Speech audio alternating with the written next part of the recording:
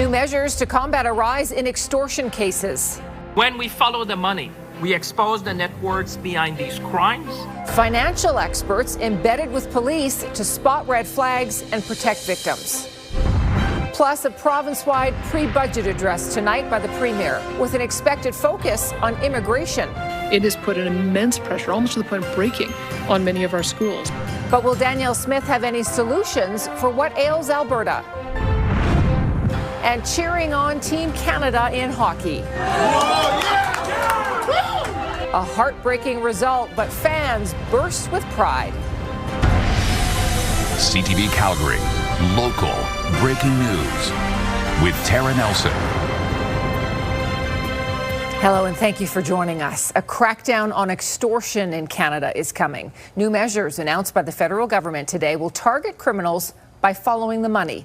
It comes as Calgary police charge a man in an extortion case, but the number of extortions nationwide is a growing concern. Tyson Fedor reports. Extortion cases on the rise across Canada, up 300% over the last decade. And now Ottawa is hoping to track down the violent criminals. Enough is enough.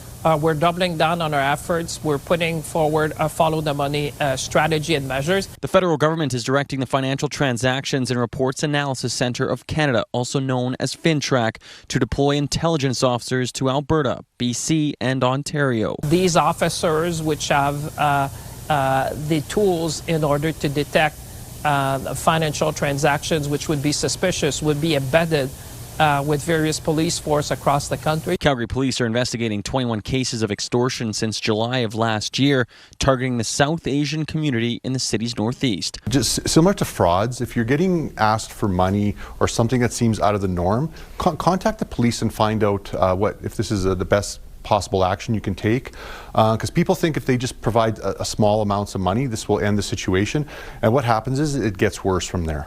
On Thursday, 37-year-old Jaspreet Gill was charged with 6 counts of extortion. He's accused of demanding money and valuables from a woman he knew on 6 separate occasions in 2024 and threatened violence if she did not comply.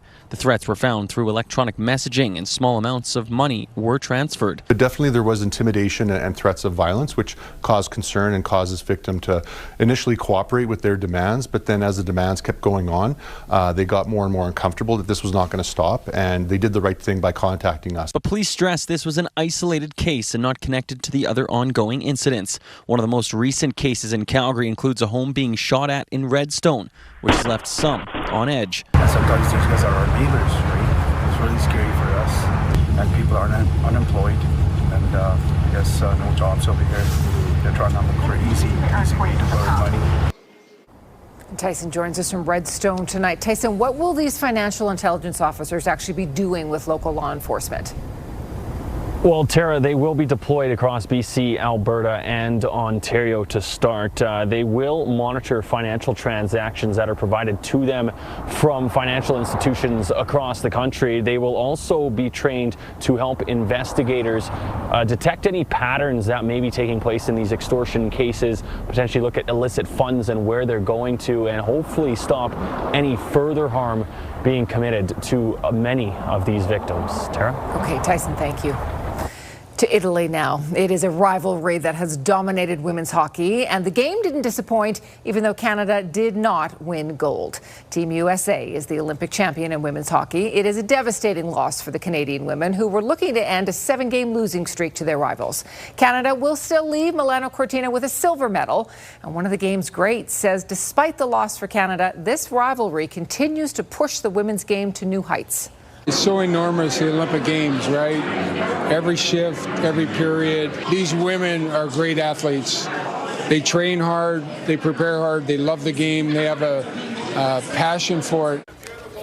There were watch parties all over Canada. Even the Prime Minister took in the action with a cold one today. A few brews likely enjoyed here in Calgary too, as fans cheered on Team Canada. While the team didn't get the medal they wanted, supporters cheering them on from the Olympic Oval are proud. Alicia Philberg reports. Go Canada! This group came prepared to cheer on the women's hockey team in the gold medal final. Because it's Canada and it's hockey and it's great. it's definitely a big deal, and it's a big deal for like this sport to watch it. And I mean women as well. It's it's exciting. It feels awesome just to have everybody come together, the community be together. Team Canada led most of the game with 1 goal before the U.S. tied it with minutes to go. In the 3-on-3 overtime, the U.S. scored, winning gold. A heartbreaking loss, but Canada takes silver. You know, silver is just as honorable. The watch party at Calgary's Olympic Oval included a former Olympian who understands the impact of knowing people are cheering back home. From my own perspective, I would say sometimes it's pressure, sometimes it's extra motivation. You want to do right by the people who were close and didn't make it either. And others hoping to make the Winter Games in the future. It makes it feel very achievable and real, to see people that I grew up with competing against, and it's an exciting moment just to even support my friends and teammates. Hockey fans will now turn their attention to the men's team with the semifinals Friday and the final set for this weekend. Alicia Fieldberg, CTV News, Calgary. So once again, the men's team faces Finland tomorrow morning. The winner will go for gold on Sunday. Calgary-born freestyle skier Cassie Sharp was injured during the women's freestyle halfpipe event today. Sharp suffered a bad fall and had to be removed from the course in a sled. The Canadian Olympic Committee says Sharp is in stable condition and is being evaluated by medical staff. She was able to give a wave as she left the slopes. She has qualified for Saturday's finals, but it's unclear whether she will be able to compete. Nobody was injured after a northeast home filled with a dangerous level of carbon monoxide this morning. Fire crews arrived at a home in Marlborough around 8:30 a.m. after carbon monoxide levels were reported as high as 500 parts per million. Carbon monoxide levels that high can be fatal in hours. The fire department says the home was equipped with a carbon monoxide alarm. Make sure you have working carbon monoxide alarms in your home. It's the only way to detect this invisible, tasteless gas. There's no odor to it as well. So again, the only way is having a working CO alarm. 2 people were taken to hospital, but they are expected to recover. The home was ventilated and Calgary Fire is still investigating the cause. Then this afternoon, hazardous levels of carbon monoxide were found at the Emerald Hotel and Suites. 120 guests and staff had to be evacuated. Firefighters searched all 6 floors to make sure everyone got out safely. EMS transported 2 patients to the Peter Lougheed Hospital in stable condition. The CO leak originated in the hotel's basement. The Calgary Fire Department says this is a challenging situation given the building's size, the number of people there, and the current frigid weather. You want to isolate the source first. Just the risk of fans is that you end up pushing in different areas. It is different with a large building, but that's where our priority is, to evacuate and keep everybody safe, and then isolate the cause, and then go from there. Transit buses were brought in to keep people warm. There were working alarms in the hotel. CFD has not said when hotel operations will be able to get back to normal. Fire crews were also kept busy battling a garage fire in the northeast community of Castle Ridge today. An employee with Calgary's Parking Authority called 911 when they spotted a vehicle on fire in the driveway while they were driving by. When the fire department arrived, smoke and flames were coming from the detached garage as well. They were able to put it out before it spread to the home, though. Nobody was hurt, and an investigation into the cause is underway. The fire department confirms flowing water spotted near 16th Avenue and Sarcee Trail this morning is not connected to the Bears Paw feeder main. Water was seen pooling near the roundabout just off 16th Avenue earlier today. That's where the December water main break took place and where officials detected a couple of broken wires along the feeder main. However, today's flooding was caused by a natural spring in the hills south of Sarcee. Crews were called in to help clear the groundwater. Well, Danielle is on location in Harmony tonight. Seems like a very little bit warmer tonight. Those very cold temperatures kind of behind us for now.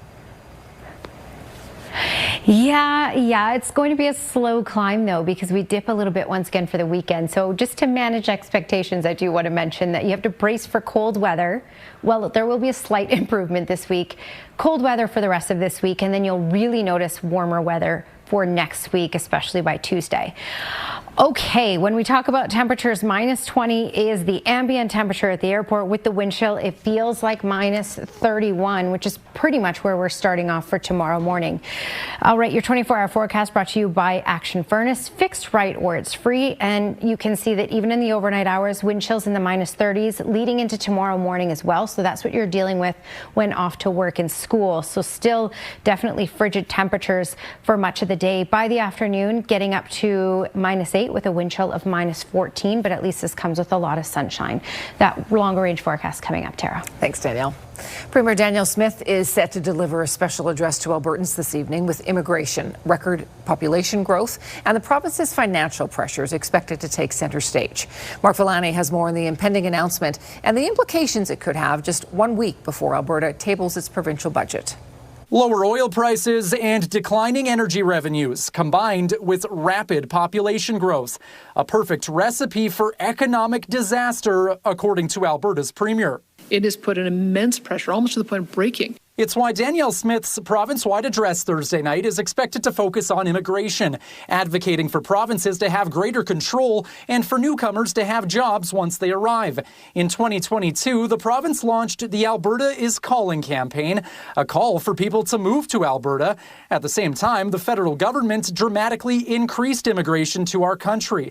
Alberta's population is now over 5 million people. The province says serious strains are being placed on public services like schools, hospitals, housing, and infrastructure, leading to multi-billion-dollar deficits. We have a housing crisis, emergency rooms are overflowing, and now we see an unprecedented youth jobs crisis. Canada's Shadow Minister for Immigration says provinces deserve greater authority over who enters their borders. Canadians want to have an open and welcoming society, but the Liberals have brought too many people in too fast. So, of course, provinces are going to have concerns because they weren't consulted. But not everyone agrees. The federal government has changed immigration policies, significantly restricted immigration. Some political analysts say strains on public services have been here long before Alberta's surge in population. What we need is less of a focus on blaming immigration as the cause of these problems and a bit more of a plan for how to deal with the problems that we're facing. You will hear that Albertans need to tighten our belts, that it's up to us, that it's the fault of the very people that she invited to this province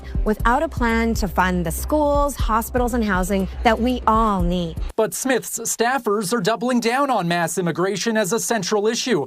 Her executive director saying he's profoundly disgusted, and her chief of staff saying the insanity needs to stop. I don't know that many Albertans are concerned about whose fault it is. They're concerned about who's going to fix it. And Mark joins us from the newsroom tonight. Mark, immigration was a big topic that came up on Smith's Alberta Next panel tour last year.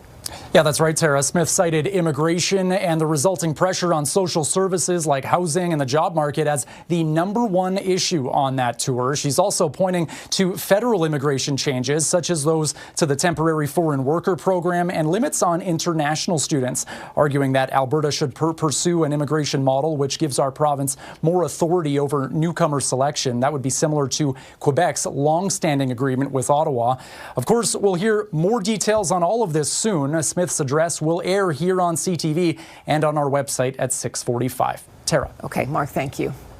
The avalanche risk is considerable in many parts of the Rockies. Coming up, what happened when one snowmobiler died in a slide this week. Also ahead, recovery on campus, helping students who are fighting addiction.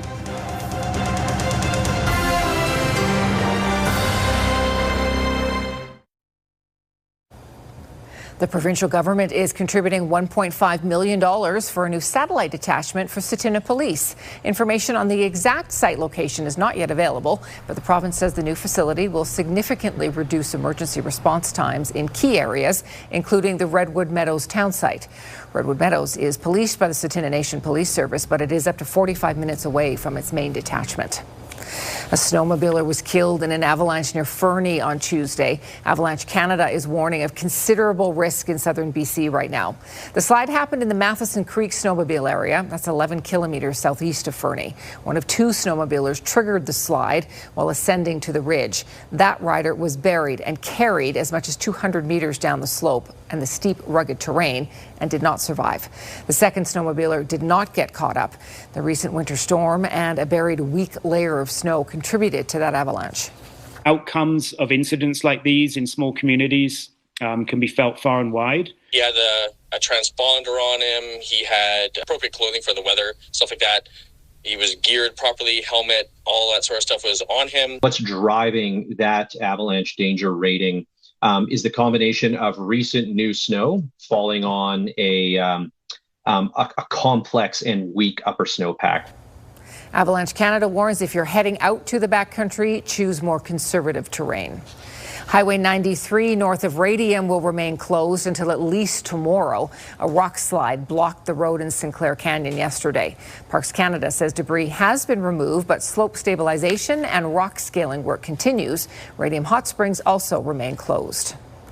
A new push to support addiction recovery on Alberta campuses is getting a major funding boost. Recovery on Campus is launching its new action plan today at the University of Calgary after receiving $3 million from the province. It offers peer support meetings, recovery coaching, education and substance-free events aimed at reducing stigma and helping students and staff who are in or seeking recovery.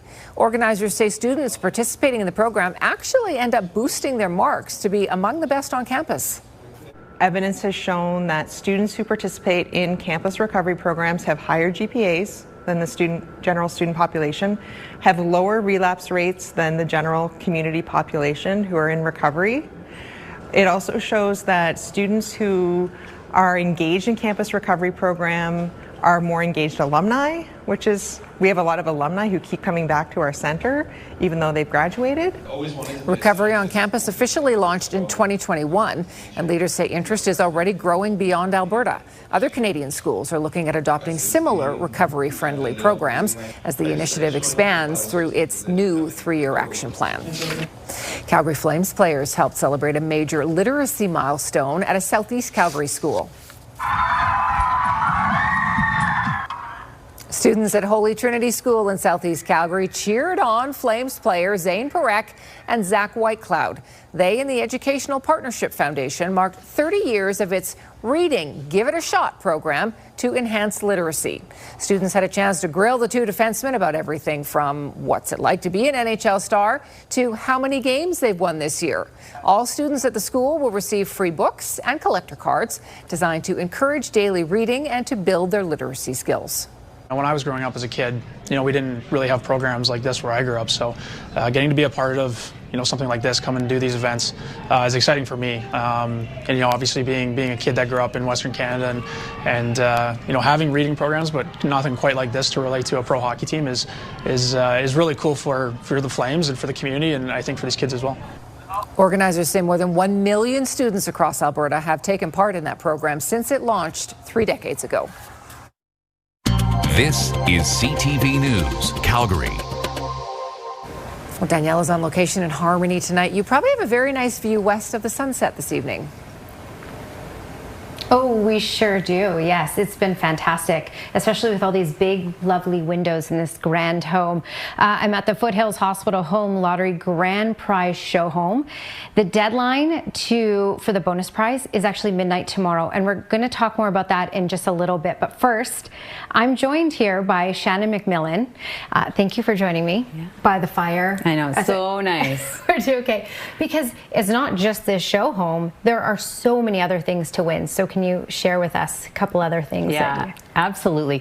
There are over 1,500 prizes to be won. Wow. Yeah, so we're super excited because we have our biggest early bird prize ever, which is a $1.3 million Canmore condo plus $25,000 cash. So you do not want to miss out on that. Okay. There's, of course, trips and cars, and then we've got our add-ons. So we have a 50-50, which was over $3 million last time. Yeah. And then we have our cash calendar, which is 31 days of winning. First day is $275,000. Wow. And then $5,000 a day for 30 days after that. So lots of prizes, in addition to, of course, this beautiful home. That's unreal. All right, yes, tell us a little bit about this home. Okay, so this home I loved from the moment I stepped into it. Yeah. It's just the feel of it is just beautiful. It's cozy. Exactly. So you would never guess that it's over 5,000 square feet, or just about 5,000 square feet. It actually has 7 bathrooms and 5 bedrooms, but it just feels like home when you walk into it. And my favorite feature is this beautiful nook that's in the kitchen that probably seats 10 people. But again, I can imagine myself curling up there reading a book. Yes. Yeah. Or here. Or here. We're loving this fire on this freezing cold day. We are. We wouldn't even know it's cold outside. It's so wonderful in here. Yeah. And of course, it's lakefront in Harmony. So this home is built by Bay West, and there's stunning views of this lake, and we can imagine it in the summer, getting paddle boards out there. So you just don't want to miss out on all of these incredible prizes. Okay, amazing. And basically, if you buy by midnight tomorrow, you win the chance to win you get the chance to win all of these things that you've just mentioned. All of these and the bonus prize, which is a BMW and 10 nights in Switzerland, or $120,000 cash. That's pretty fantastic. All right, so again, the deadline, midnight tomorrow. Let's talk about the weather, because are we winning in the weather if you like warm temperatures? No, but we'll win by next week. Keep that in mind. Brace yourself for more cold. It'll get a little better, but it's still going to be very cold for the rest of this week. To the north, Innisfail and north, basically, there's the extreme cold warning that is in place. And right now in the city, it feels more like -30 with the wind chill. Lethbridge as well, and close to that in Claresholm. Pincher Creek at the moment feels more like -22, and Medicine Hat -27.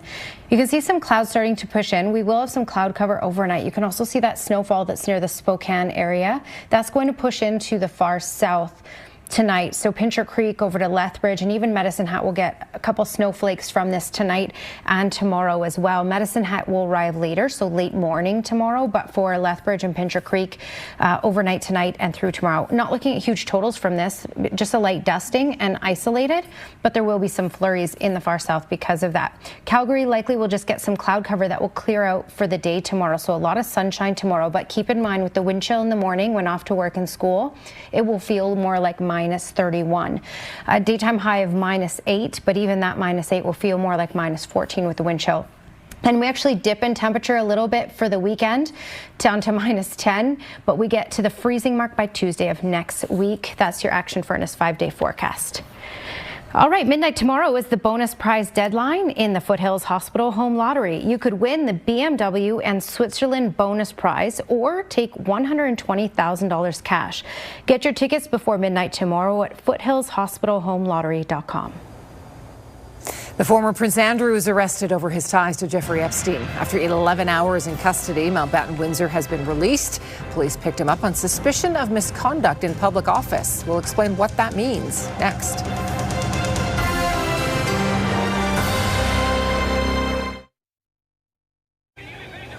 Canadian actor William Shatner is making his return to the Calgary Expo. The 94-year-old who played Captain Kirk in the original Star Trek TV series was announced as the latest guest star.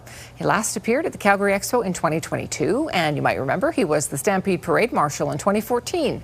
Shatner will be joined this year by Star Trek Next Generation cast members Gates McFadden and Brent Spiner. The Expo runs April 23rd to 26th at the BMO Centre, and tickets are now on sale.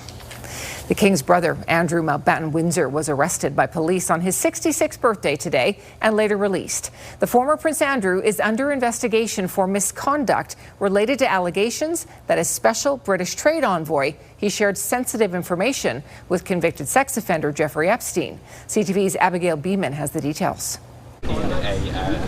Police stand outside Sandringham Estate, home to former Prince Andrew, later seen leaving a police station in this vehicle. The arrest on suspicion of misconduct in public office comes after police said they were looking into allegations Mountbatten Windsor had passed on documents to the late sex offender Jeffrey Epstein while he was working as a trade envoy. It truly is a seismic moment for this country, and I think for the monarchy as well. Sir, what's your reaction to your brother's arrest? King Charles wasn't answering questions Thursday about his little brother, but released a statement saying he learned the news with the deepest concern and the law must take its course. Mountbatten Windsor spent a decade as trade envoy. He made about a dozen visits to Canada in that period. Emails released in the Epstein files suggest he shared UK government reports in 2010. Mountbatten Windsor has always denied wrongdoing. Whether those details that were passed on by Andrew to Epstein were all part of his job and part of his responsibilities, well, that's an open question. However, the official guidance for trade envoys was that they have a duty of confidentiality. The family of Virginia Giuffre says the arrest is a win for Epstein victims. She died by suicide in May and in 2022 settled a lawsuit accusing the former prince of sexually abusing her as a teenager. I think we're very hopeful that this is the start of the domino effect. This is where the house of cards starts falling. Police released a short statement after the former prince was seen leaving the police station, saying he was released under investigation with some police searches of royal property still underway. Abigail Beeman, CTV News, Ottawa. It's been a while since the former Prince Andrew visited Calgary, but when he did, he and his brother, then Prince Charles, created quite a sensation. In 1977, the future king was the Stampede Parade Marshal. Andrew, who was 17 at the time, wore a cowboy hat and was with Charles at the rodeo and the chuck wagon races. The British press was out in full force, one cameraman even sneaking into the parade to get a shot of the brothers. Marking a milestone anniversary on Mouse Watch. The tabby tasked with keeping rodents out of the PM's residence celebrates 15 years on Downing Street. Our trending videos are next.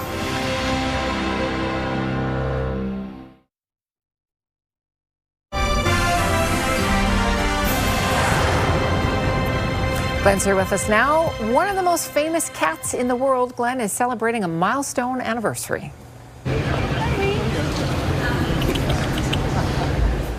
This is Larry the cat. He is celebrating 15 years as the resident mouse catcher for the British Prime Minister. He is typically seen roaming the street outside, often sitting on the front step of number 10 Downing Street in the big black door there.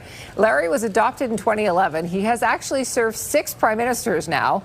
The job of head mouser has a pretty long history. Various cats have filled that post since the 1920s. You know, for 15, old Larry's looking pretty good, right? Rolling around out there, having fun. That says more about that building, that they've needed a mouse catcher for 100 years. And he gets the red carpet treatment. Yeah, I love it. Absolutely. Perfect. Spoiled. A 6-month-old monkey is melting hearts after it found comfort in a stuffed orangutan, and it won thousands of hearts online. So this is little Punch. The 6-month-old Japanese monkey was abandoned by its mother at birth, but the zookeeper stepped in right away, caring for him day and night by hand.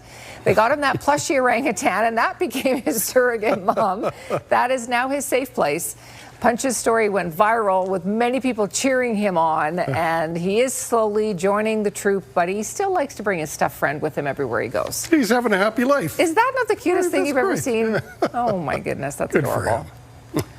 Well, this little guy needed some comfort too, and he didn't have to look very far. This Pomeranian is enjoying a blowout, but I mean, why not just get a quick cuddle in the middle of your beauty treatment, right? This is a groomer in Ontario, and she shared this video. She said she's always willing to comply because this is the best perk of the job. Well, what a great way to get your hair groomed, right? Doggy grooming. Love it. Great. Love it. Still to come, the Flames star goaltender has recharged his batteries during the NHL's Olympic break. He is now back on the ice. Glenn has more on Dustin Wolf's outlook for the rest of the season coming up.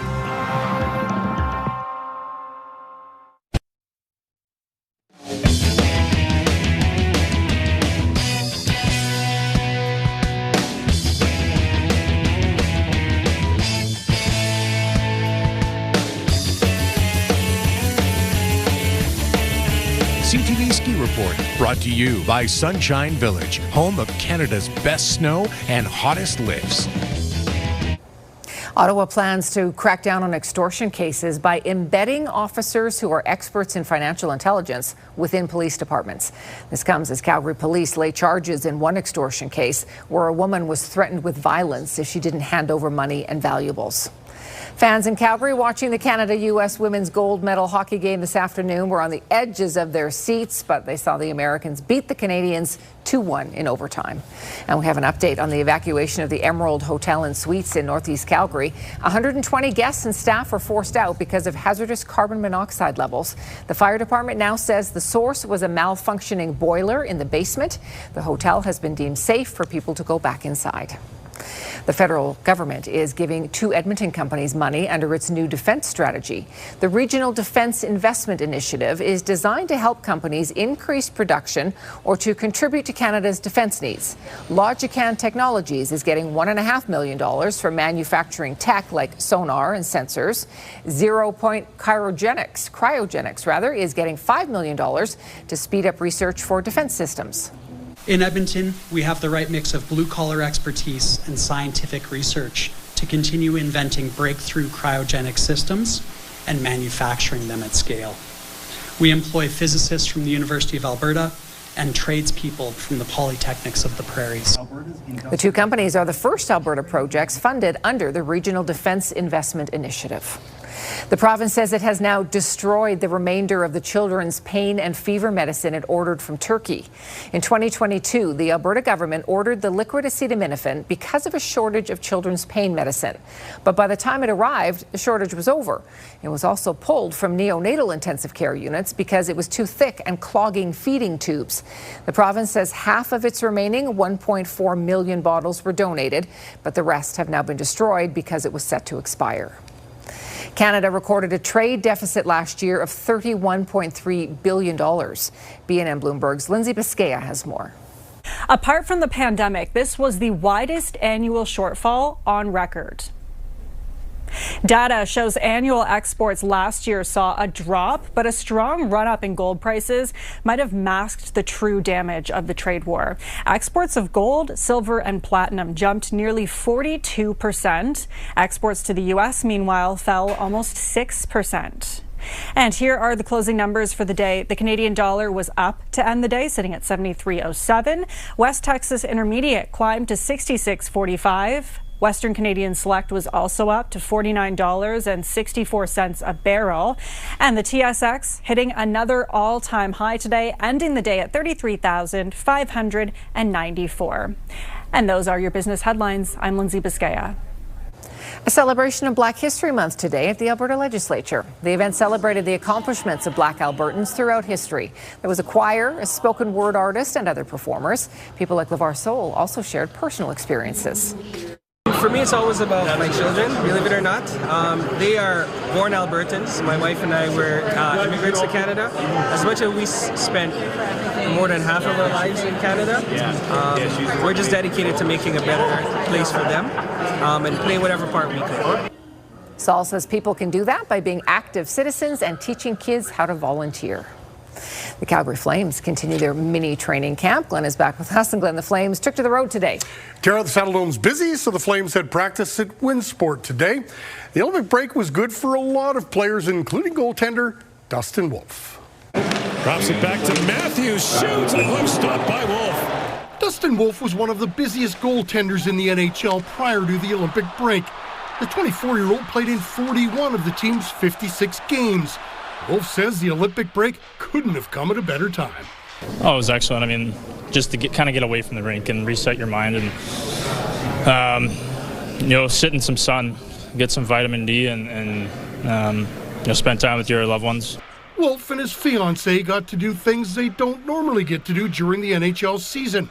He says it recharged his batteries. We had Disney for one day in LA there and then got on a cruise to Mexico, and so 7 days and lots of sunshine and just good times. It's awesome being out on the ocean there. See, but he did able to get that to Forsberg out in front. Stamkos denied by Dustin Wolf. Wolf is 16-21-3 on the season with a 3.00 goals against average and a save percentage just under .900.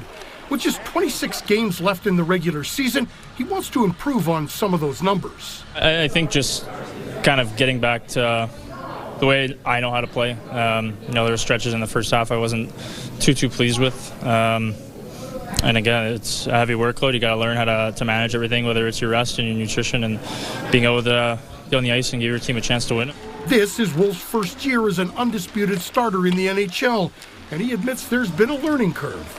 Sure. I mean, there's always going to be learning curves. You could be in year 1, you could be year 10, and the league is the best in the world for a reason. Everybody's one-upping you, trying to one-up you, and so you're trying to give it right back to them, one-up them, and it's tough. So you got to try to learn it and balance everything out, and that's the beauty of it all.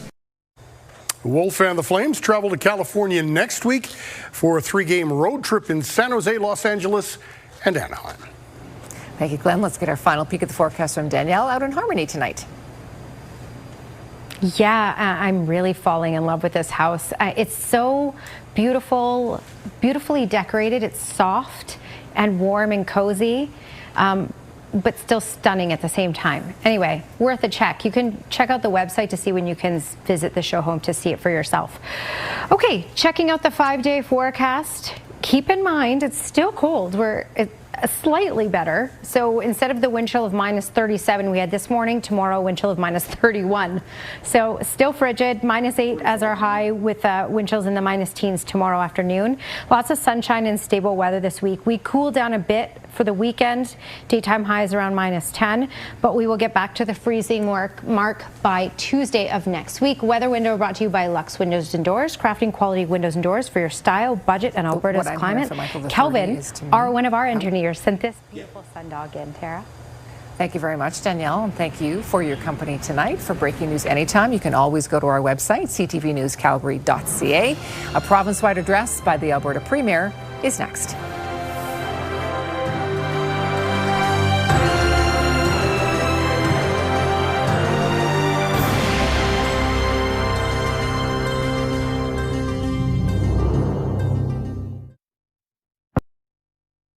The following is a paid program. The opinions expressed do not necessarily reflect those of this station.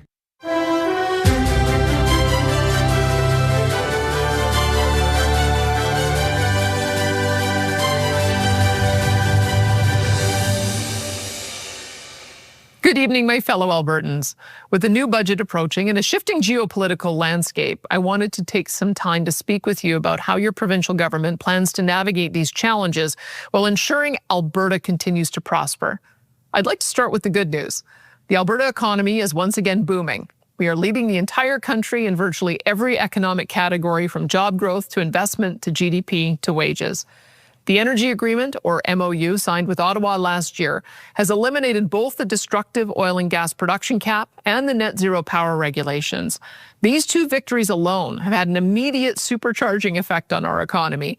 In just the last few weeks, we have had tens of billions in new projects announced, including several new AI data centers, the expansion of TMX and other pipelines headed west and south, and a final investment decision by Dow Chemicals on their multi-billion-dollar plastics facility.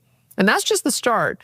In the coming year, we expect tens of billions in data center and power generation announcements, oil production facility expansions, and approval from the federal government for a 1 million barrel a day pipeline to our west coast bound for Asian markets. These investments will create a massive number of new jobs for Albertans and will prime the pump, so to speak, for more investments in all sectors of the economy, from agriculture to tech to tourism to aviation and everything in between. It's an exciting time for our province. However, we have a very serious growth and budget challenge that must be addressed. In the year I became premier, the price of oil averaged $90 a barrel US. These strong oil prices saw our budget enjoy royalty revenue of over $25 billion and a surplus of around $12 billion, which we used to build up the Heritage Fund and pay down provincial debt. Since that time, however, the price of oil has fallen by over $30 a barrel to around $60. Each $1 drop in the price of oil means roughly $750 million less in oil royalties for the province. The result? What had been a $12 billion surplus in 2023 at $90 oil has turned into a large budget deficit at $60 oil. This is not the first crash in oil prices our province has faced, nor will it be the last. What is unique about the current oil price crash versus others in the past is that our economy today is more diversified, resilient, and still growing despite the drop in oil price. To put it bluntly, people across the country and around the world continue to want to move to our province in very large numbers to pursue job opportunities and prosperity. In the past, Canada's responsible immigration policies, such as those under Prime Minister Stephen Harper, constrained international immigration to manageable levels in Alberta so that our province could keep up with the growth of our economy and population. It also ensured that new immigrants primarily arrived here with highly valuable skills, a good job, and started contributing income taxes the moment they arrived. That is the story of the vast majority of our amazing new Canadians who arrived here during that time and are now citizens. These Albertans were and are a huge strength to our economy and provincial culture. And then came Justin Trudeau's disastrous open border immigration policies, which have caused an unprecedented strain on our healthcare, education, and other social programs.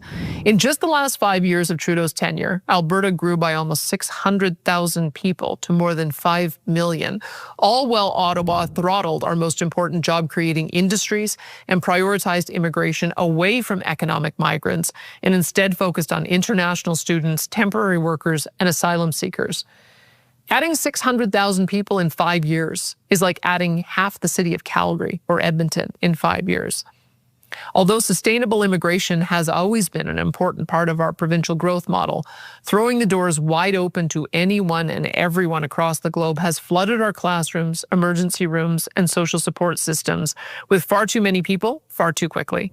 As just one example, our student population has skyrocketed by more than 80,000 students in just the last 4 years, and more than 140,000 students now having English as their additional language. Is it any wonder that our teachers and students are struggling so much with classroom complexity and crowding? To sum up our budget challenge, low oil prices combined with an out-of-control federal immigration policies are together driving unsustainable budget deficits, not just here, but across the country. That's the problem. So what's the solution? Today, I want to share with you a three-part strategy to address this budget challenge without resorting to deep and disruptive cuts to core social services. The long-term strategy was announced last year. Our government has already initiated an investment plan to build the Alberta Heritage Fund to more than $250 billion by 2050. We are already ahead of schedule by reinvesting rather than spending interest earned in the fund each year and investing the bulk of large surpluses in years with high oil prices like we saw in 2023. Our government has already doubled the Heritage Fund from roughly $16 billion in 2021 to almost $32 billion today. That's how quickly you can move the dial. We just have to stick with it. If future Alberta governments continue with this strategy through to 2050, the annual interest earned on the Heritage Fund each year will ensure we can weather any short-term dip in oil and gas prices and non-renewable resource revenue. When we reach this goal, Alberta will be forever free from its over-reliance on oil and gas revenues. We need to stay the course. In addition to our long-term strategy, our government also has a medium-term strategy to double Alberta's oil and gas production and exports to more than 8 million barrels a day by 2035. Doing so will allow us to secure higher resource revenues for our budget, even when energy prices are lower like they are today. And when energy prices bump back up, our province will see large surpluses, which will help us to reach the $250 billion by 2050 Heritage Fund target that I just outlined. That is why our government will continue to work diligently on implementing the energy agreement signed with Ottawa to build 1.3 million barrels per day of additional pipeline capacity to the West Coast, while also working with our great Canadian pipeline companies to expand pipeline capacity headed south. We will also continue to work on our agreement signed with Ontario to send hundreds of thousands of barrels of Alberta crude to their refineries and explore opportunities to unlock deepwater port access for our energy resources in the Maritimes, Quebec, and the Hudson's Bay. Alberta will double our pipeline capacity over the next 10 years, and our oil producers will grow and fill that pipe. We will not permit Alberta's and Canada's most valuable resource deposit, worth almost $10 trillion, to remain in the ground to the detriment of millions of Canadians. That's not going to happen. Now, having a medium and long-term plan is very important. However, what are we going to do about our budget situation in the short term? After all, we can't just sit by waiting and hoping for world oil prices to recover, nor can we trust the federal government to manage our immigration system in the best interests of Albertans. So here's the short-term plan. First off, our government will not be implementing drastic cuts to social services. The approved wage increases for our doctors, nurses, and teachers will remain in place so we can continue to attract the skilled professionals needed to catch up with our growth. Albertans have learned from experience that during times of low oil prices, the key is to limit increases in spending and focus it on building the schools, health facilities, roads, and other infrastructure needed to build a strong and diversified economy with a world-class standard of living. So instead of drastic cuts in upcoming budgets, we will instead be cutting unnecessary bureaucracy, improving efficiencies in program delivery, and prioritizing needs before wants as much as possible. We will continue to limit overall government spending increases to below inflation and population growth, implement more income testing for social programs so they are more financially sustainable, and critically, we will address head-on the challenge of out-of-control immigration levels that are overwhelming our core social services. The changes we need to make to immigration are a significant departure from the status quo, and therefore I am seeking a referendum mandate from Albertans to implement them. On October 19th, 2026, we will hold a provincial referendum primarily focused on how Albertans want our government to deal with the issue of immigration, as well as steps we can take as a province to strengthen our constitutional and fiscal position within a united Canada. These were far and away the issues most strongly identified by Albertans during last year's Alberta Next panel, town halls, and online submissions. And in my view, it is time to act on them. The fact is, Alberta taxpayers can no longer be asked to continue to subsidize the entire country through equalization and federal transfers, permit the federal government to flood our borders with new arrivals, and then give free access to our most generous in the country social programs to anyone who moves here. This is not only grossly unfair to Alberta taxpayers, but also financially crippling and undercuts the quality of our healthcare, education, and other social services. The October 19th referendum will therefore include the following questions. Number 1, do you support the government of Alberta taking increased control over immigration for the purpose of decreasing immigration to more sustainable levels, prioritizing economic migration, and ensuring Albertans have first priority to new employment opportunities? Number 2, do you support the government of Alberta introducing a law mandating only Canadian citizens, permanent residents, and individuals with an Alberta-approved immigration status will be eligible for provincially funded programs, such as health, education, and other social services? Number 3, assuming that all citizens and permanent residents continue to qualify for social support programs as they do now, do you support the government of Alberta introducing a law requiring all individuals with a non-permanent legal immigration status to be resident in Alberta for at least 12 months before qualifying for any provincially funded social support programs? Number 4, assuming that all citizens and permanent residents continue to qualify for public health care and education as they do now, do you support the government of Alberta charging a reasonable fee or premium to individuals with a non-permanent immigration status living in Alberta for their and their families' use of the health care and education systems? Number 5, do you support the government of Alberta introducing a law requiring individuals to provide proof of citizenship, such as a passport, birth certificate, or citizenship card, to be eligible to vote in a provincial election? To strengthen Alberta's constitutional and fiscal position within a united Canada, we will also be asking you the following questions on the referendum ballot. Do you support the government of Alberta proactively working with other willing provinces to amend the Canadian Constitution in the following ways? A, have provincial governments and not the federal government select the justices appointed to provincial King's Bench and appeals courts. B, abolish the unelected federal Senate. C, allow provinces to opt out of federal programs intruding on provincial jurisdictions such as health, education, and social services without losing any of the associated federal funding for use in their own provincial social programs.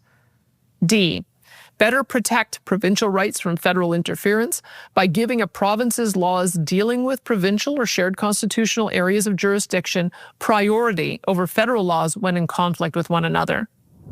I look forward to the debate on these critically important ideas and to receive your decision on the questions outlined so that our government can get to work on implementing an immigration policy that puts the needs of Albertans first, as well as constitutional reforms needed to make Alberta stronger and more sovereign within a united Canada. In closing, I want you to know how confident I am in the judgment of Albertans on these and other delicate issues. Although there are some politicians and commentators that fear direct democracy, such as referendums, I do not. I trust the judgment of Albertans. I know that as a province, we will thoughtfully ponder, debate, and ultimately come to a wise decision on these questions that will benefit our families and our fellow Albertans for generations, just as we've always done. May our beautiful province forever remain strong and free. Thank you and good night.